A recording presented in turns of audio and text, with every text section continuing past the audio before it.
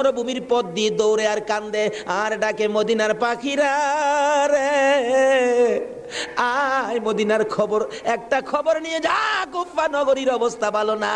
আমাদের বাবা মুসলিম বিন আকিলকে কুরবানি করে দিয়েছে, আমরা দুই ভাইকে খুঁজতেছে, রাস্তা পাই না, কোথায় যাব। হুসাইন যেন কুফায় না আসে, খবর নিয়ে যা। এভাবে একদিন এক রাত, দুই দিন দুই রাত, 3 দিন পার হইয়া 3 রাত্রের বেলা দুইটা ভাই একটা খেজুরের বাগানের মধ্যে বসেছিল। রাত্রে দৌড়াবে, মদিনায় যাবে, কিন্তু পেটের খিদা, পানির পিপাসা, আর হাঁটতে পারে না। ছোট ভাইটা বড় ভাইয়ের গলায় ধরে কাঁদতেছে, ভাই কলিজা শুকাইয়া গেছে রে, একটা কাজ সামনে যাইতে পারবো না। দুইজন গলাগুলি করে খেজুরের বাগানের মাঝখানে ঘুমিয়ে গেছে। এই খেজুরের বাগানের মালিকের নাম ছিল হারেস। হারেস নিজে ও তরবারি লইয়া ঘুরতেছে।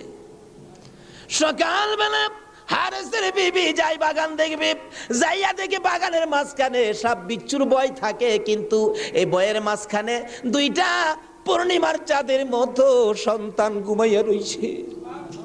আস্তে আস্তে কাছে যাইয়া ছোট্ট ভাইটার মাথায় হাত দিলে চোখ খুলে দেখি কুফার মহিলা। চিৎকার মারছে, ভাই গো আর ঘুমাইস না, কুফাবাসী আমরার খবর পেয়ে ফেলছে, মদিনায় বুঝি আর যাওয়া হবে না।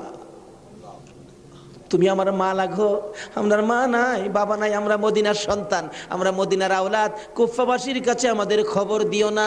মহিলাটা বলতেছেন, মহিলাদের মায়া বেশি, আয় বাবা তোমাদের তালাশে, আমার স্বামীও ঘুরতেছে, এখানে থাকলে কেউ না কেউ তোমাদেরকে দেখে ফেলবে, আসো আমার বাড়িতে নিয়ে লুকাইয়া রাখি, সন্ধ্যা হলে আমি নিজে